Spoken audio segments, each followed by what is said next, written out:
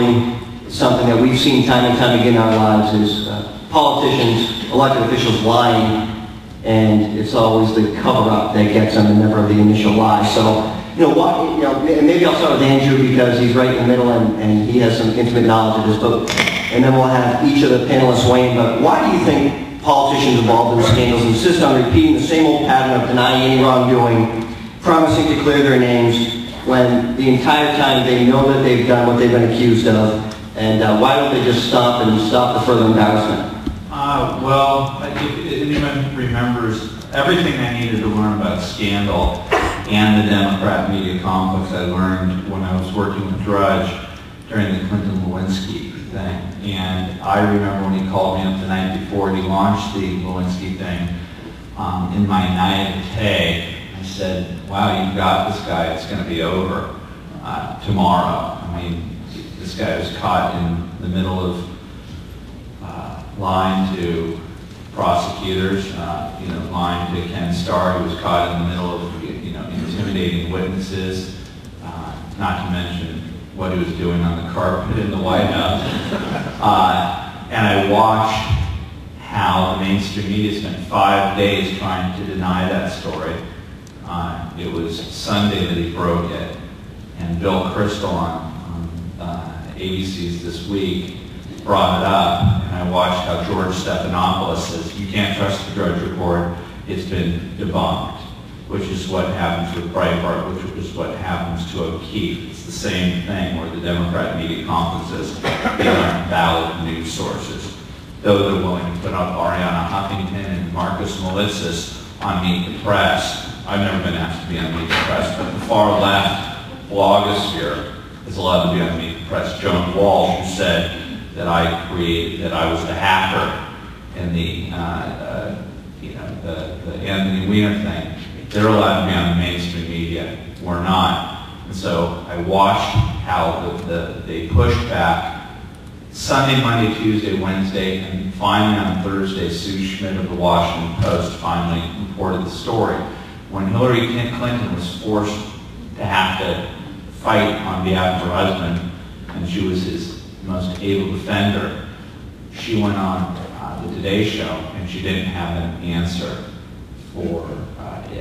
And I remember Matt Lauer accidentally practiced journalism and started and said, what if it were true? Because she was denying that it was true, what Drudge was reporting.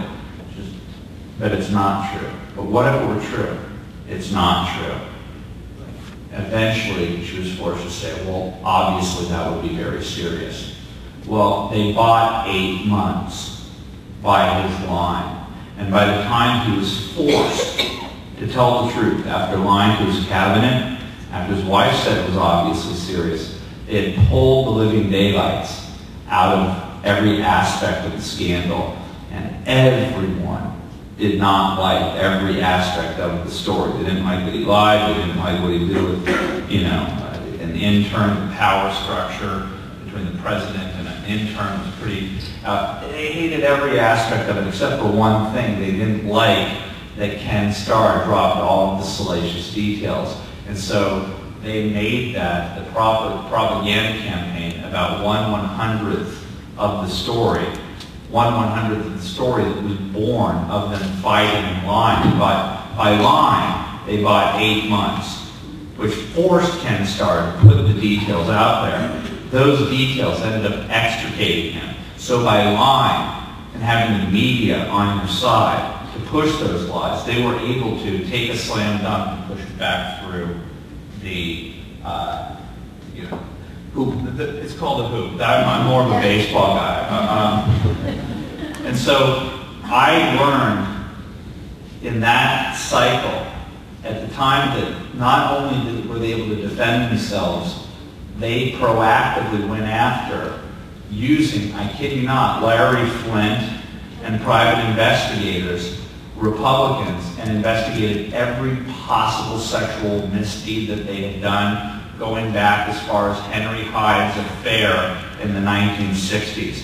And they just dumped it out there. And Bob Livingston stepped down as the Speaker of the House back then. And the answer is Republicans are forced, when confronted with scandal, to step down immediately because they know they won't have the press to play the Humpty Dumpty role and to put the pieces back together, which is what they're willing to do, for the Democrats.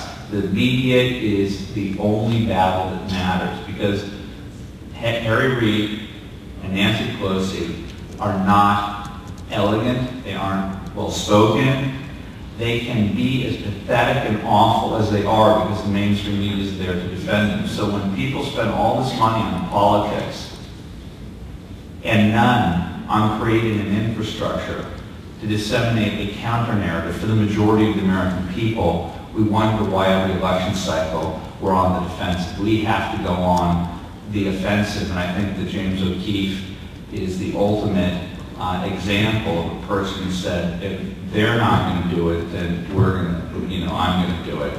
And so, I'm telling you, one thing I'm going to tell you about this audience, he's very good at recruiting people who are like 20 years old. I hate to compare this to radical Islam. It's a terrible analogy, but I'm a firm believer in ethnic profiling. Like when it comes to that, I'm like, they're 20-year-old dudes, that they're from Arab countries. I would isolate them and not the little old ladies, okay?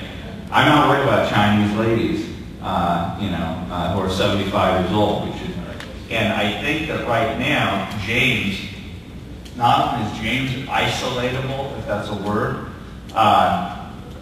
his young pals are, they know they're looking for young kids like Hannah's age and Christian Hartsock's age to do this because they understand the new media. But what I would like you guys to know out there, with all my gray hair, in the great middle-aged, warrior class that we are, why don't you start doing it? Why don't you start realizing that James can do this for, what was it, $2,000, the Acorn thing? And that was in multiple states. Why don't you start doing this type of stuff? Why don't, well, do you have the vaguest idea what that would do to the system? This is what he's trying to tell you. If you couldn't tell it, he's telling you, this is an organization. He's trying to create a nation of truth tellers who understand the Linsky rules. And the mainstream media is the way that would be my #1 target if I were you. And that goes all the way down to your local paper. Screw with them. Screw with them. Have fun.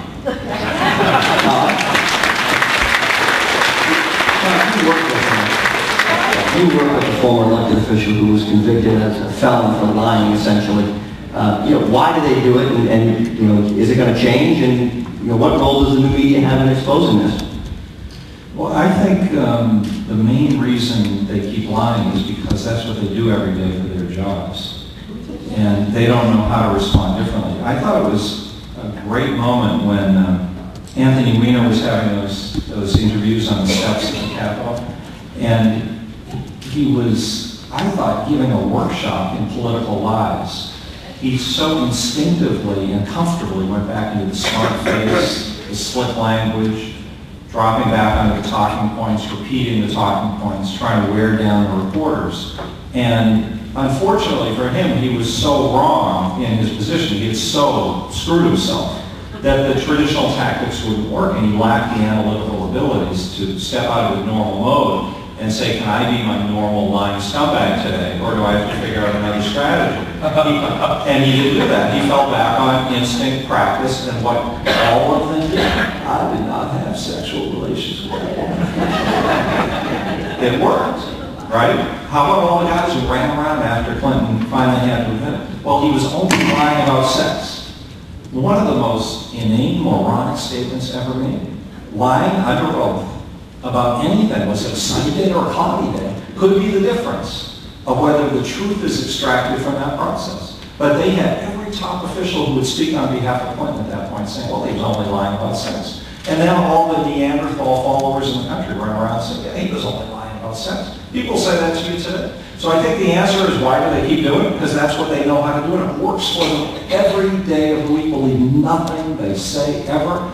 If it's only to stop clock theory if the truth ever comes out of their mouths. James? Yeah, I would agree with Andrew on the fact that, I mean, ever since I was a teenager, I've always sort of seen the media as being so incredibly imbalanced and unjust, and particularly on college campuses. That's what got me motivated. I started my own newspaper, one thing I noticed is that, I mean, I could write many books about all the little moments in the course of my small career in which journalists have attacked me and maligned me and made stuff up. There was one instance in New Jersey where I live, where I did a story back 1 year ago, and I just ran teachers' unions. And I called Teachers' Unions Gone Wild, like Girls Gone Wild. And this teacher was caught on tape using racial slurs against kids and talking about how difficult it would be to get fired. Well, this Star Ledger reporter in New Jersey, he said, I got the teacher drunk. I didn't get it. I never bought anyone any drinks. And he printed in his newspaper, O'Keefe got the teacher drunk. And I called up, I said, please issue a correction. Or pointed to me the evidence where I got it drunk. And he actually said to me on the phone and in an email, he said, prove to me that you did not get her drunk. That appears to be the new standard in journalism. They just make stuff up and we have to prove them wrong. I would like to show one clip talking about, again, the Acorn videos and actually the some of what Andrew is talking about. Let's see if I can pull up here. This is the CNN clip I keep talking about, where they say we got thrown out of all the offices. This is CNN on September 10th, 2009. After the first Acorn videos were released, listen to what the CNN people say without knowing the other tapes on the way. Conservative filmmakers went around to 3 or 4 offices and basically got thrown out with this ruse, and they found more often. He has no idea that there are 4 or 5 other tapes. He just makes it up. He just says without any facts that we went to other offices and got thrown out. How does he know that as a journalist? By the way, the same thing happened to me with Anthony Weiner, is that those people keep going back on the air. That happened with Jeffrey Toobin when I went on during the Anthony Weiner thing, and he said, this is outrageous, this guy, listen to this guy, he's fabricating all this type of stuff. Jeffrey Toobin of the New Yorker, he's a CNN analyst.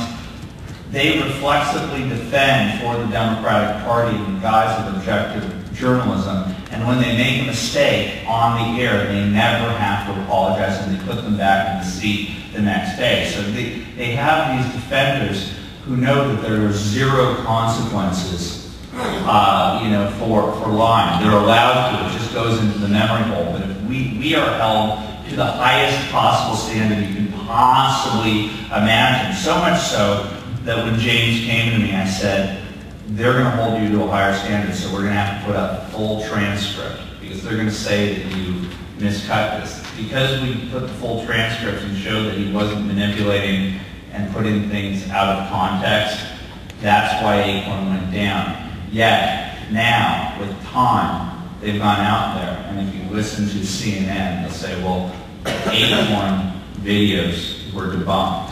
Why? Because they say they were selectively edited. What is selectively edited by their standard, even though we put the transcripts out there and they never caught us on doing anything?